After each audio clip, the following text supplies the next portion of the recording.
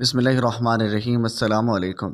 شروع اللہ کے نام سے جو بڑا مہربان نہایت رحم کرنے والا ہے۔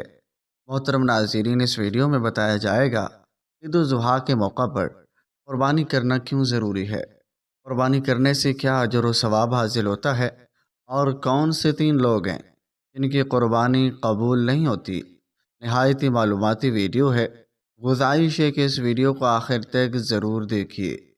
یہ سن کر صحابہ کرام نے مزید پوچھا کہ یا رسول اللہ، پھر اس پر ہمیں اجر و ثواب کیا ملے گا اور نیکیاں کتنی ملیں گی؟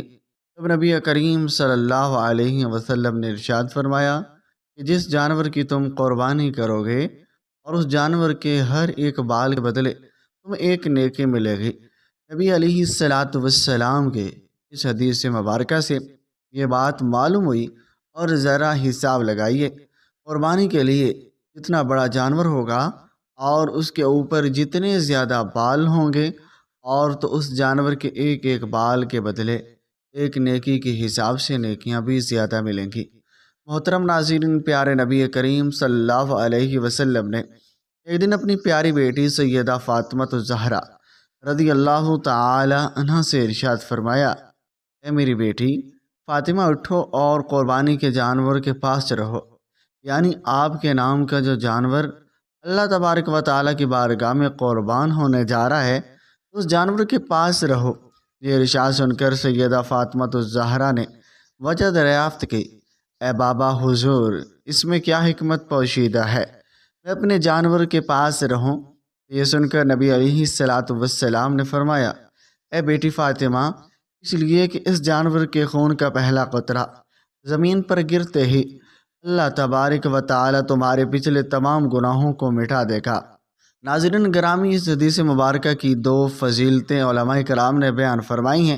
پہلی حکمت جس ارشاد سے معلوم ہوئی کہ نبی علیہ السلام خود کو اور اپنی اولاد کو اللہ تبارک و تعالی کی بارگاہ میں انتہائی عاجزانہ انداز میں پیش کرتے ہیں، ورنہ سیدہ فاطمہ الزہرا رضی اللہ تعالی عنہا تو وہ معصوم ہستی ہیں جن کی ساری زندگی گناہوں سے پاک اور مبرہ ہے، اور تو ان کے نامہ اعمال میں تو کوئی گناہ موجود ہی نہ تھا جن کی معافی مقصود تھی، بلکہ یہ صرف اور صرف نبیوں کے سردار رحمت للعالمین کی عاجزی کو ظاہر کرتی ہے۔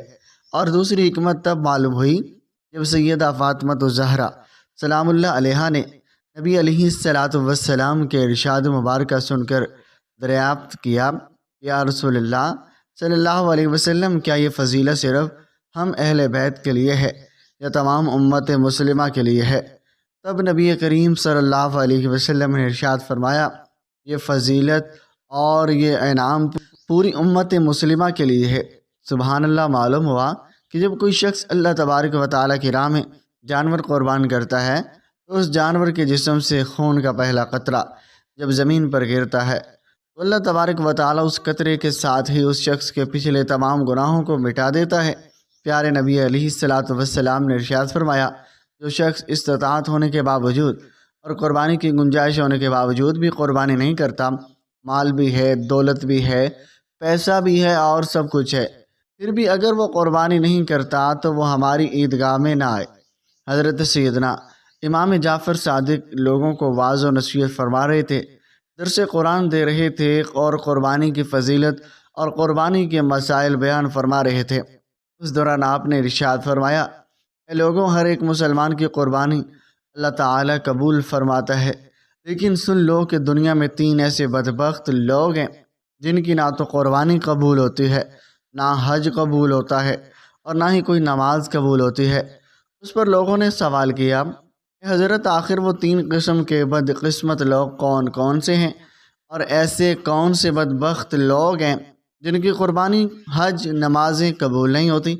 محترم ناظرین، دل کے کانوں سے سنیے گا، وہ کون کون سے بدبخت ہیں۔ فرمایا، نمبر 1، شرک کرنے والا، اور شرک کرنے والے کا کوئی بھی عمل قبول نہیں ہوتا، نہ نماز قبول ہوتی ہے، نہ حج قبول ہوتا ہے، نہ ہی قربانی قبول ہوتی ہے۔ اللہ تبارک و تعالیٰ کے ساتھ کسی کو شریک ٹھہرانا شرک کہلاتا ہے۔ اللہ کا دروازہ چھوڑ کر کسی غیر کے دروازے پر جا کر بھیک مانگنا، خیرات مانگنا، مشکلات کا حل مانگنا شرک ہے۔ دیہاتوں میں اکثر نادان لوگ اپنے کم علمی اور نادانی کے سبب بزرگوں کے دربار پر جا کر شرک کرتے ہیں۔ ان سے کہتے ہیں بابا جی ہمیں اولاد دے دیں، ہمیں روزگار دے دیں، ہماری مشکلیں حل کر دیں۔ ایسے نادانوں کو یہ بھی معلوم نہیں کہ وہ کتنا بڑا گناہ کر رہا ہوتا ہے، اور ایسے نادان کی آہ و زاری کو سن کر قبر میں پڑا اللہ کا نیک ولی بھی ایسے شخص پر لعنت کر رہا ہوتا ہے۔ ایسے بزرگ بھی یہ کہتے ہوں گے کہ او لعنتی انسان، میں تیرا خدا نہیں ہوں، تو کیوں مجھے فرعون بنا رہا ہے؟ اور جس خالق حقیقی کے در پر میں اپنا سر کو جھکاتا تھا، جس سے میں ساری زندگی اپنی تمنائیں اور خواہشات مانگتا تھا، جس سے میں نیکی کی طاقت اور توفیق مانگا کرتا تھا، تو بھی اس رب سے کیوں نہیں مانگتا؟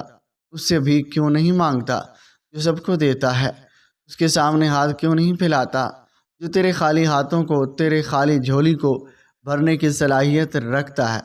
میرے سامنے اپنے سر جھکاتے ہوئے کیا تجھے شرم نہیں آتی؟ تو یہ اتنا بڑا گناہ ہے، اللہ تبارک و تعالیٰ کو چھوڑ کر کسی انسان کے سامنے سر جھکانا اور اس سے اپنی خواہشات کی تکمیل کی امید لگانا، اور یہ شرک ہے۔ پیارے نبی نے فرمایا ایس آبا شرک سے بچ جانا، اگرچہ تمہارے ٹکڑے ہی کیوں نہ کر دیے جائیں، اور پھر بھی شرک سے بچ جانا۔